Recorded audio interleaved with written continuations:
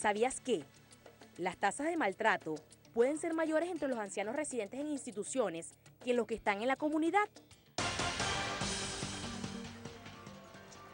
¿Es esto algo quizás palpable en Venezuela? ¿Cómo es el trato que puedan estar recibiendo las personas, los adultos mayores, en estas casas hogares o en la mayoría de las casas hogares en el país? ¿Por qué se le tiene tanto miedo a este tipo de centros?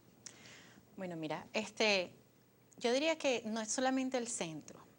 Una persona no da lo que no tiene y muchas veces hay personas que se dedican a un campo de trabajo por la necesidad propia que tiene de producir para su familia, pero que en realidad el oficio o el trabajo que está desempeñando no es lo que ella en ese momento quisiera o lo que ella hubiese querido hacer, pero es lo que hay y es lo que trabaja, ¿ok? Entonces, a veces tratas de hacerlo lo mejor posible, pero otras simple y llanamente cumples con lo eminentemente necesario. Nos referimos en este caso a los cuidadores A que los laboran cuidadores. en estos centros Ajá. o casas hogares Ok. para personas mayores. Para personas mayores. Ok. Entonces nos referimos eminentemente a lo necesario. ¿Qué te digo yo? Cambiar un pañal, dar una comida, ¿ok? Y ese eminentemente necesario no incluye un gesto de afecto, no incluye la atención de una necesidad particular que tiene la persona.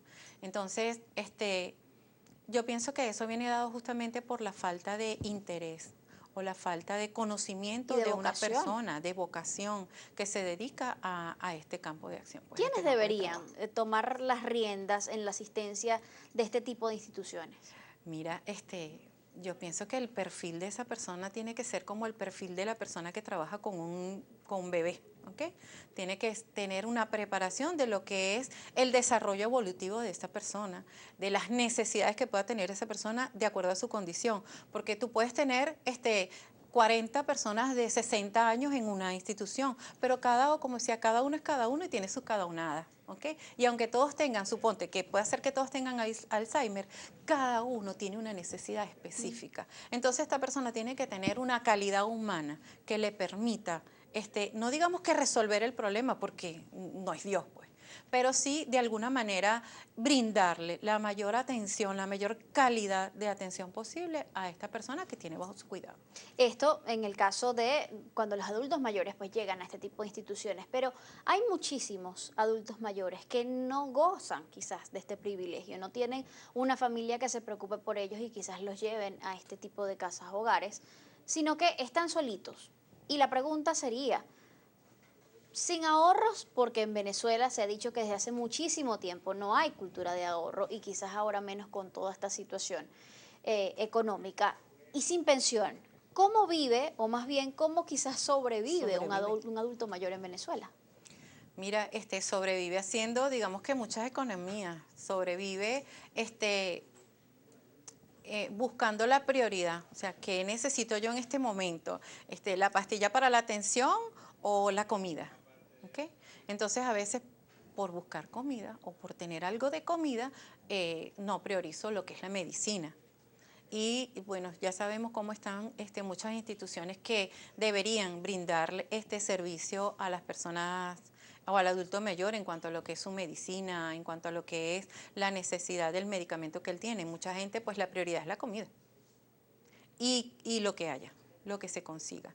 Yo hablaba con una persona en estos días que me decía, cónchale Ana, anteriormente yo buscaba que si tener la proteína y el contorno, hoy en día me conformo con el contorno. Entonces Porque es lo que consigue. Porque es lo que consigue. Entonces, esto ayuda también como detonante a un sinfín de enfermedades o de trastornos a nivel orgánico que pues entonces lo que hacen es agravar al final del día la situación. Pero esto lo vemos incluso, no tienes que llegar a ser una persona de la tercera edad. Cuando tú sales jubilado, que todavía eres una persona joven, tú terminas cobrando un salario mínimo, terminas te eliminan el beneficio del cestatique, te eliminan los beneficios de los bonos contractuales que tú tenías en ese momento. Imagínate, si digamos que con esa carga, ese beneficio económico que tenías, de alguna manera siempre tenías que priorizar, imagínate qué sucede cuando te eliminan todo eso, ¿verdad? Más aún cuando llegas a una edad en la que ya no es el sueldo, sino solamente la pensión. Es difícil, Es digamos, sumamente ponerse complicado. en ese lugar, inclusive un poco para Complicado. entender la situación. Ahora, todo esto, o es lógico que la persona a medida que va envejeciendo, pues sea muchísimo más vulnerable a un sinfín de enfermedades degenerativas, como por ejemplo, ¿cuáles? ¿Cuáles son las más frecuentes? Bueno, el deterioro cognitivo. las personas producto de la vejez van teniendo deterioros en las funciones de los procesos cognitivos como la atención, la memoria, el procesamiento de la información. Esta situación se agrava cuando hay una condición como el Alzheimer o cuando una persona sufre una enfermedad, algún tipo de demencia cerebrovascular, algún tipo de demencia, ¿ok? Y se agrava además trastornos emocionales como la depresión, la ansiedad, que complican más el cuadro. Eso era justamente lo que te iba a decir, cuando una persona entra en un estado depresivo porque siente que está solo, puede estar en un ámbito familiar, pero está solo. Se siente inútil. Se siente inútil, ya lo que ella pueda aportar o lo que ella tenga que decir no tiene valor para nadie, ese componente emocional va agravando otras Porque situaciones. pueden haber quizás dos escenarios, quizás muchos más, pero los más frecuentes son, encontramos la familia donde los hijos no asumen que ya el padre o la madre no tienen la misma capacidad de respuesta para ejercer las funciones o las actividades que solía hacer. O de repente encontramos el otro extremo donde los hijos pues limitan a los padres porque tuviste, digamos, alguna situación de salud en particular, entonces ya no puedes hacer nada, la sobreprotección. Sí, se da mucho también porque tú tratas de, en la medida de lo posible, de que esta persona que está bajo tu cuidado tenga, suponte tú, una caída, una fractura de cadera, ¿ok? Que además de todo lo que es el componente de la salud de esa persona, también viene la situación económica y viene todo el recorrido que hay que hacer para la rehabilitación de esta persona. Pero yo te voy a decir algo, es tan importante la rehabilitación física como la rehabilitación cognitiva. ¿Okay? Claro. Cuando una persona siente o nota, se da cuenta que está mermando sus memorias o que sus procesos atencionales no le permiten discriminar lo que en ese momento requiere atender y su atención se va hacia otros espacios, eso crea un estrés en esta persona. Eso crea un estado de ansiedad que vuelve más compleja la situación.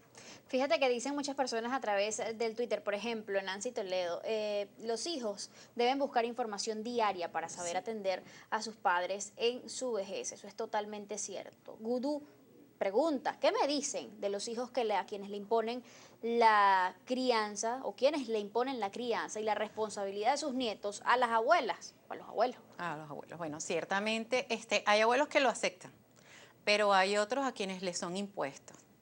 Y yo considero que los abuelos están para querer, para consentir, para cuidar en cuanto a lo que es la protección de mi nietico, ¿okay? Un poco más para pero no la crianza. Que para... La crianza del niño es del padre.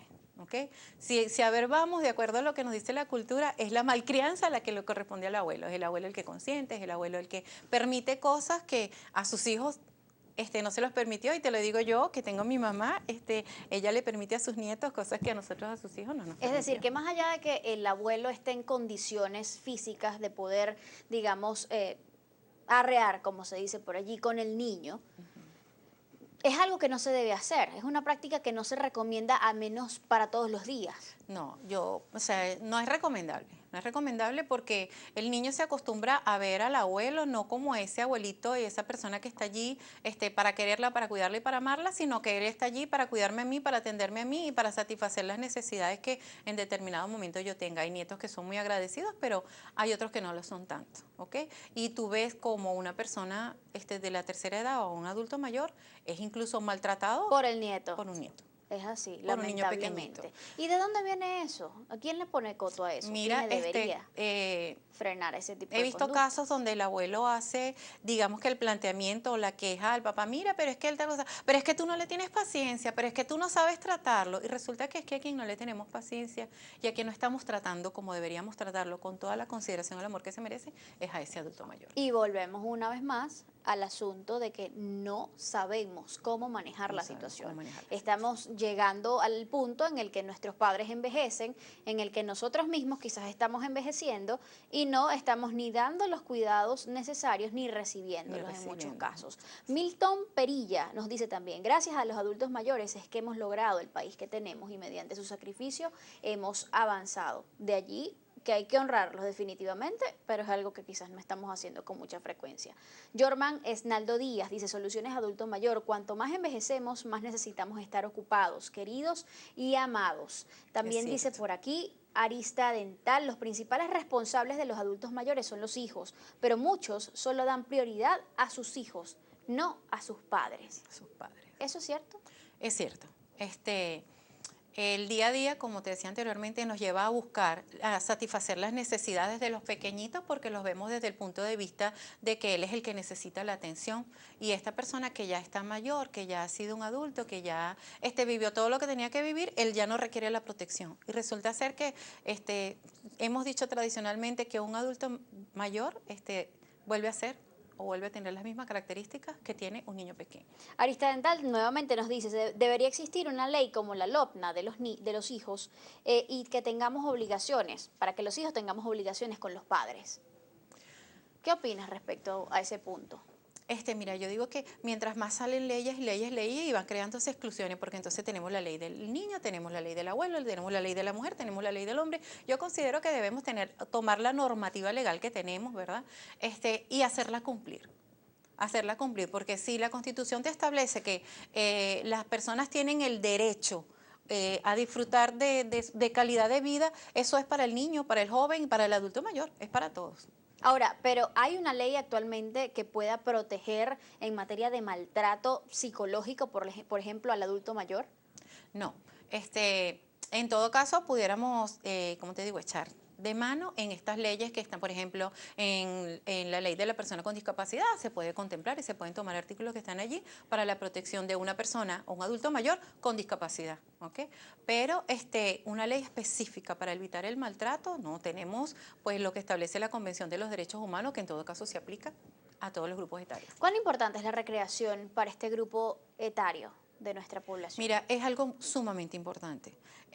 Una persona que ya ha llegado a esa edad tal vez ha tenido una vida de trabajo, de sacrificio, que en su momento no tuvo, vamos a poner en estos casos, no tuvo la debida recreación. ¿Okay? Y pues justamente este momento en el que ya no tiene la atención de la producción, en este momento en que ya no tiene la atención de que tengo que mantener un hogar, tengo que establecer una situación económica, ¿me puedo dedicar un poco más a mí? Y puedo establecerlo, pero ¿bajo qué criterio? O sea, ¿qué institución, a dónde recurro yo para establecer una recreación como tal? O ¿a dónde lleva una familia que se preocupa por su adulto mayor para que esta persona reciba algún tipo de recreación?